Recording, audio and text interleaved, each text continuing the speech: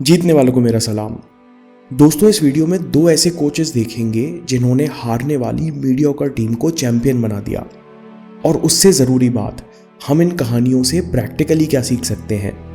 ये कहानी मैं आप लोगों के साथ 1 साल पहले भी शेयर कर चुका हूँ, लेकिन इसमें इतनी प्रैक्टिकल बातें छिपी हैं कि दोहराने में कोई हर्ज नहीं।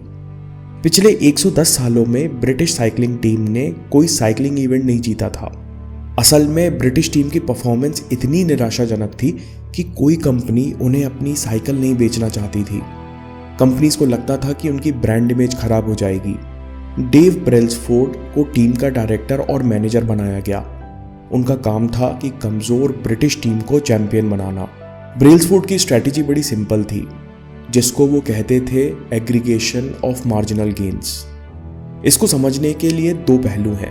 पहला कि जो भी टेक्नोलॉजी, कोचिंग और ट्रेनिंग साइकिल रेसिंग में लगती हैं, उसे छोटे छोटे पार्ट्स में तोड़ दो।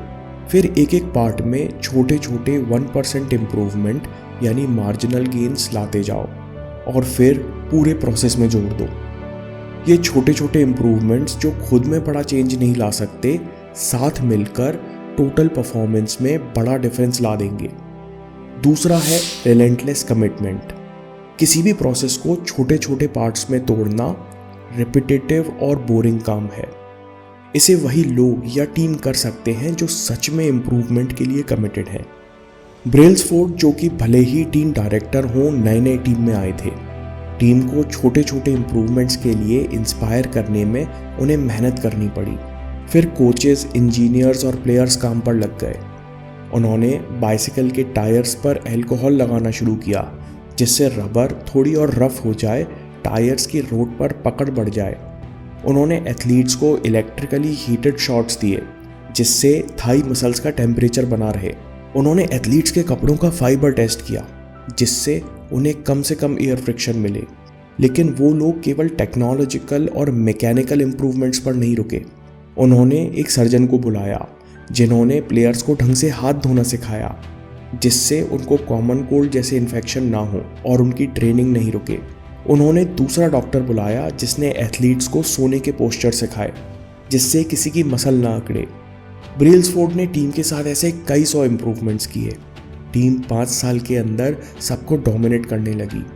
2008 वर्ल्ड कप में उनकी टीम ने बाइक रेसिंग में 60% गोल्ड मेडल जीते। फिर 4 साल बाद टीम ने 9 ओलंपिक और 7 वर्ल्ड रिकॉर्ड बनाए। फिर उन्होंने दुनिया की सबसे कठिन रेस जीती। शॉर्ट में कहें तो 10 साल में टीम ने 178 वर्ल्ड चैंपियनशिप्स और 66 ओलंपिक मेडल्स जीते। ऐसी ही एक और कहानी है लेजेंडरी कोच विंस लोम्बार्डी की, जिन्होंने हारती हुई ग्रीन बे पैकर्स को चैंपियन बना दिया। इनकी कहानी सुन के मुझे हमेशा आश्चर्य होता है कि क्या सचमुच छोटे छोटे चेंजेस नॉर्मल एथलीट्स को वर्ल्ड चैंपियन बना सकते हैं, और अगर कर सकते हैं तो ऐसा होता क्यों है, और इसे हम अपनी ज़िंदगी में कैसे उतारें। जब हम चैंपियंस को खेलते हुए देखते हैं या बिजनेस लीडर्स के इंटरव्यू और अनुभव सुनते हैं, तो लगता है कि क्या टैलेंट है, क्या हिम्मत है बंदे में।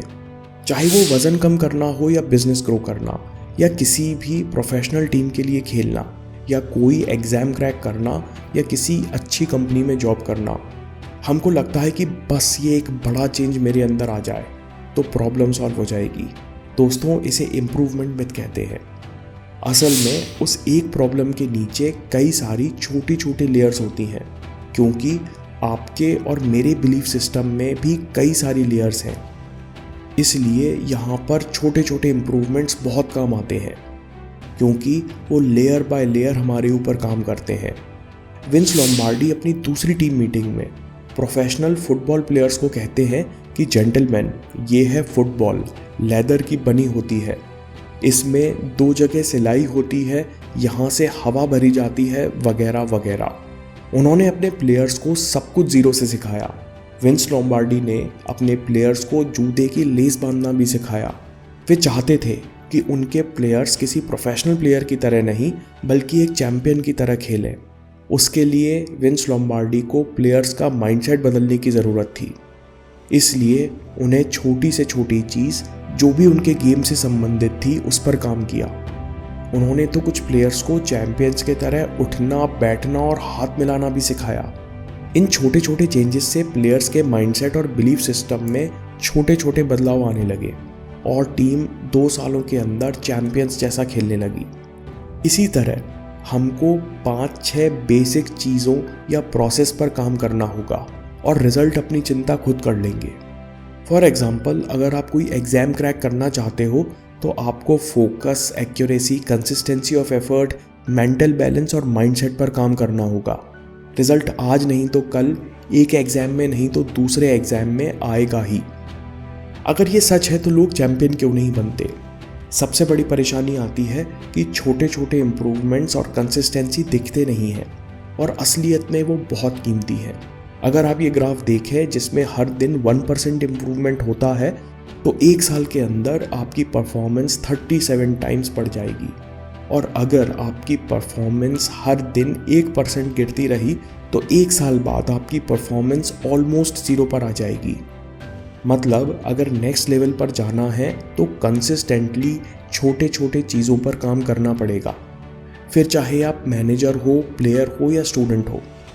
उसी तरह हमको एक ही तरह की गलती रिपीट करने से भी बचना होगा, नहीं तो सारी प्रोग्रेस, की हुई मेहनत ज़ीरो हो जाएगी। यहाँ पर हैबिट्स काम आती हैं। जेम्स क्लियर अपनी किताब एटॉमिक हैबिट्स में कहते हैं कि habits are the compound interest of self improvement. जैसे इन्वेस्टमेंट करने पर पैसे अपने आप बढ़ते हैं, वैसे ही अच्छी हैबिट्स और रिचुअल्स से सेल्फ डेवलपमेंट की स्पीड बढ़ जाती है। फिर भी हमको पेशेंस की ज़रूरत है क्योंकि बदलाव थ्रेशहोल्ड लेवल के बाद ही दिखता है। फॉर एग्जाम्पल, जब हम भाप बनाने के लिए पानी गर्म करते हैं तो 99 डिग्री सेल्सियस तक भाप नहीं बनती। टेम्परेचर बढ़ता जा रहा है लेकिन रिजल्ट नहीं मिल रहा। 100 डिग्री सेल्सियस पर ही भाप बनती है। उसी तरह चेंज की भी थ्रेशहोल्ड लिमिट है कि हम लोग कई सारी अच्छी चीज़ें बीच में छोड़ देते हैं। इस ग्राफ से समझते हैं, हम लोगों को लगता है कि आदत बदलने से या नया काम करने से ग्रोथ लीनियर होगी और तत्काल शुरू हो जाएगी, लेकिन जब तक थ्रेशहोल्ड लेवल ना आ जाए रिजल्ट अक्सर छोटे और डिलेड होते हैं। इस स्थिति को जेम्स क्लियर कहते हैं वैली ऑफ डिसअपॉइंटमेंट, और आम जनता इस वैली को पार नहीं कर पाती। असल में हमारा कोई एफर्ट वेस्ट नहीं हो रहा है, वो बस स्टोर हो रहा है और उसकी कई गुना वैल्यू हमको बाद में मिलेगी। इसलिए गोल्स तय कीजिए और उनको पाने के लिए गोल्स को छोटी छोटी हैबिट या प्रोसेस में तोड़ दीजिए और फिर उन हैबिट्स को, उन प्रोसेस को पूरे डिवोशन के साथ फॉलो कीजिए। रिजल्ट अपनी फिक्र खुद कर लेंगे।